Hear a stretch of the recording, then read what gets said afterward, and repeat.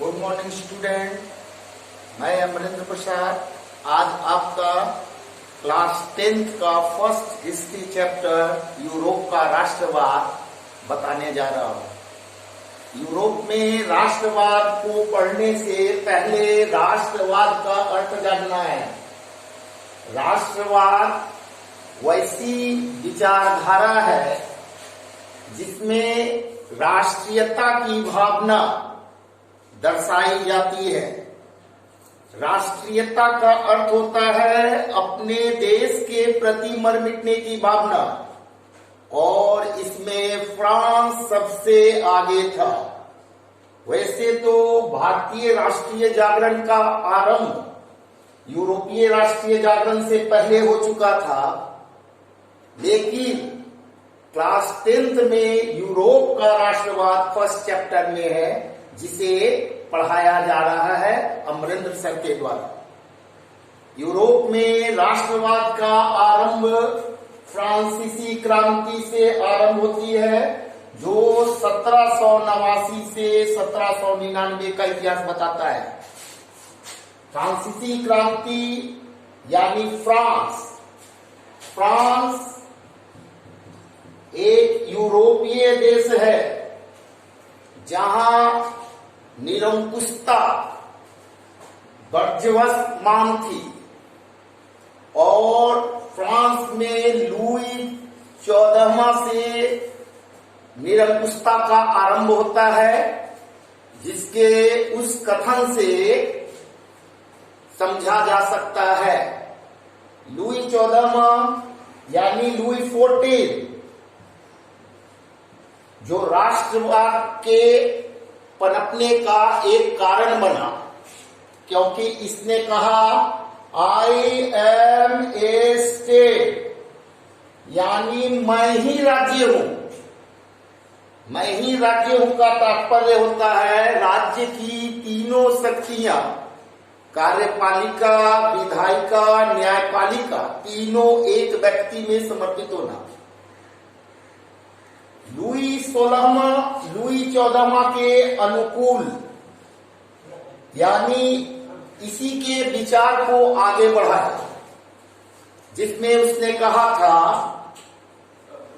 ये चीज इसलिए कानूनी है क्योंकि मैं ऐसा समझता हूं। यानी लुई 16वां पूरे देश के कानून का सर्वेसर्वा माना जाता था। इन लोगों की बड़ भोलेपन के कारण ही फ्रांस में क्रांति का शुभारंभ हुआ, और फ्रांसीसी क्रांति लाने में फ्रांस की 4 बुद्धिजीवियों ने अपने योगदान को दिया था, जिसमें सबसे पहला नाम मॉन्टेस्क्यू, दूसरा रूसो, तीसरा वोल्टेयर, और चौथा दिदरो का आता है। ये 4 दार्शनिक ऐसे हुए जिन्होंने फ्रांस की सामान्य जनता की बातों को अपने कलम के द्वारा लोगों के मस्तिष्क तक पहुंचाया। मॉन्टेस्क्यू ने एक पुस्तक लिखी जिसका नाम था द स्पिरिट ऑफ लॉज, और स्पिरिट ऑफ लॉज में, जिसे हिंदी में विधि की आत्मा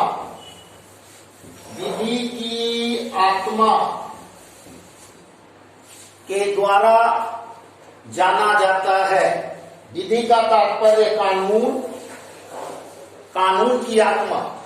यानी मॉन्टेस्क्यू ने अपने पुस्तक में शक्ति के पृथक्करण सिद्धांत को दिया।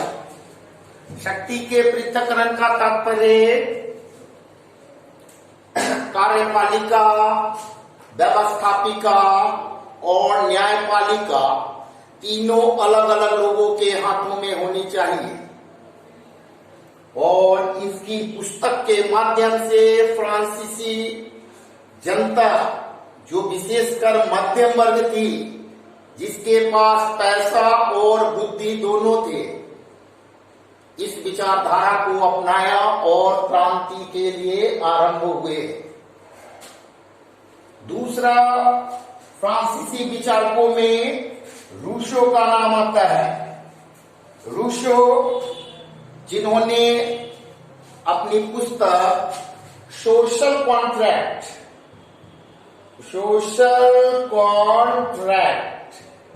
यानी सामाजिक समझौता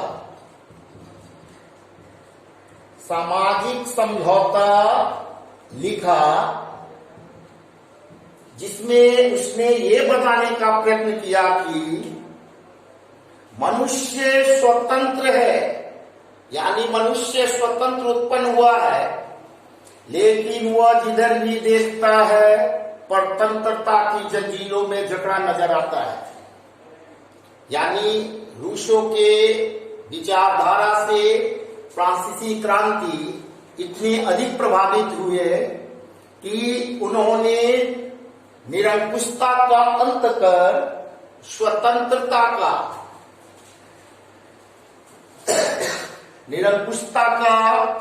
समाप्त कर स्वतंत्रता का पोषक तत्व की बढ़ावा देने का कार्य किया।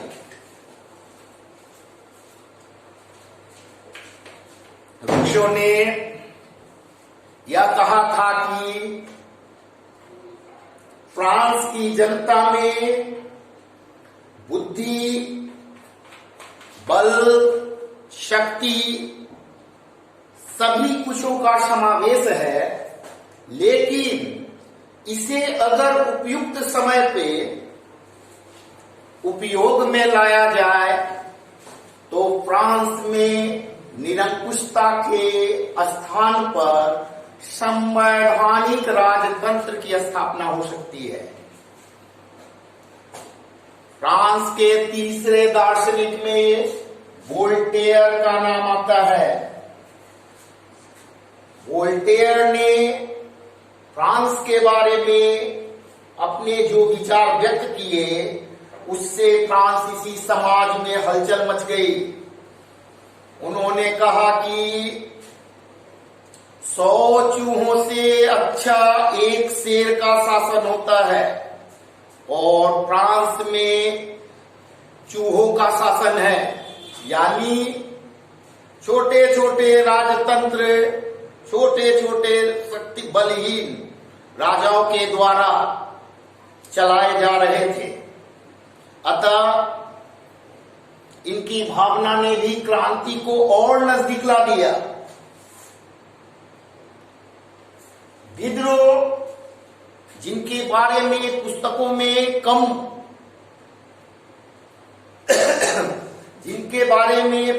में कम बातें उपलब्ध है, लेकिन इनकी सबसे बड़ी देन इनसाइक्लोपीडिया थी, यानी विश्वकोश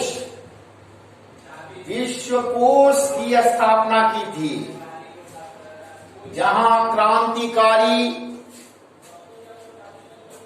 विचारधाराओं की पुस्तकों को एक स्थान पर एकत्रित किया था, जहां मध्यम वर्ग पढ़कर क्रांतिकारी भावनाओं का प्रवेश किए।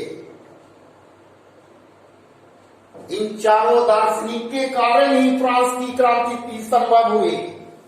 इसलिए यूरोप के इतिहास में फ्रांसीसी क्रांति के बारे में यह कहा जाता है कि अगर दार्शनिक नहीं होते या दार्शनिक ने अपने कलमों का प्रयोग नहीं किया होता तो फ्रांस की क्रांति नहीं होती, और फ्रांस की क्रांति विश्व की क्रांति की प्रतिनिधित्व करने वाली क्रांति बनी। फ्रांस की क्रांति से सफलता पाकर विश्व के अनेक देशों में क्रांतियां हुई। वैसे क्रांति का दो तरह से अर्थ लगाया जाता है। पहला, अपने राजाओं के दुरुपयोग या निरंकुशता को दूर करना, और क्रांति का दूसरा अर्थ परिवर्तन लाना या विदेशियों को अपने देश से निकालना है। फ्रांसीसी क्रांति के 1789 से 1799 ईस्वी के बीच बहुत सारे कारणों जिम्मेवार थे। जैसे फ्रांसीसी क्रांति में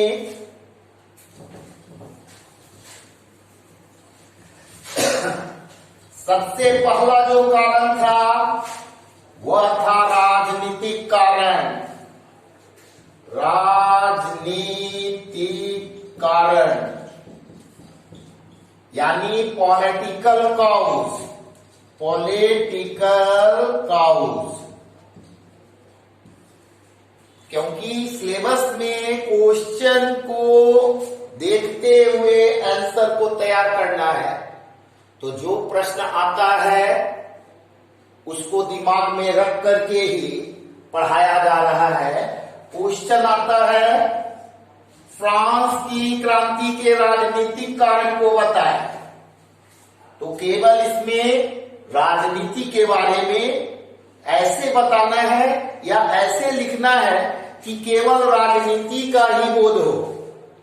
तो फ्रांसीसी क्रांति के राजनीतिक कारण में फ्रांस के दो निरंकुश राजाओं, जो कि पहले भी मैंने बताया था, लुई 14 और लुई 16 को ही विशेष रूप से जानना है। इनके बातों ने फ्रांस में क्रांति ला दी। अभी बताया मैंने कि लुई 14वां यह कहा करता था कि मैं ही राज्य हूं। लुई 16वां ने यह कहा ये चीज इसलिए कानूनी है क्योंकि मैं ऐसा समझता हूं। इनके बातों से फ्रांस की जनता, विशेषकर मध्यम वर्ग ने अपने को शोषित समझा और क्रांति के लिए तैयार हो गए। राजनीतिक कारण का दूसरा पैराग्राफ में लिखना है कि फ्रांस में न्याय बोलकर या न्यायिक पद्धति पर आधारित किसी भी प्रकार की संस्था नहीं थी। फ्रांस में न्याय मिलने के बारे में यह कहा जाता है कि न्याय मिलने का तात्पर्य पत्थर पर घास जमाना था। यानी फ्रांस में कुछ किलोमीटर के दूरी पर फ्रांस की न्याय पद्धति बदल जाती थी और बाद में इस न्याय पद्धति को नेपोलियन ने 1804 ईस्वी में नेपोलियन कोड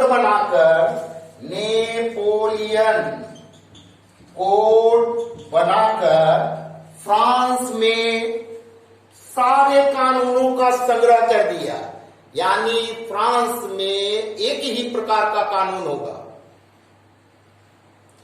तीसरा राजनीति कारण का पैराग्राफ तीसरा में लिखा जाता है कि फ्रांस में राजकोष रिक्त हो रहा था।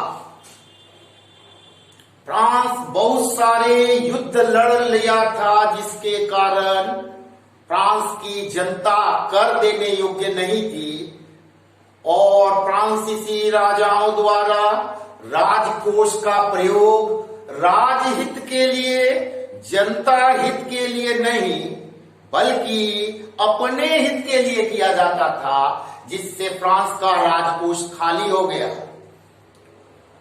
और इसी खालीपन को भरने के लिए फ्रांस के राजाओं ने तरह तरह के कर लगाए और कर लगाने की भी पद्धति यह थी कि जो कर देने योग्य व्यक्ति थे या कर देने योग्य वर्ग के लोग थे उन्हें कर नहीं लगाया गया और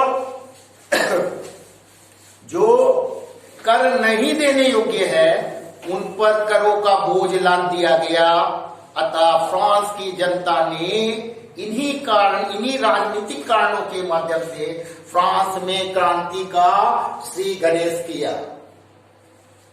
दूसरा पॉइंट राजनीतिक कारण के बाद जो फ्रांस में दूसरा पॉइंट आता है वो है सामाजिक का समाज 3 वर्गों में बटा था।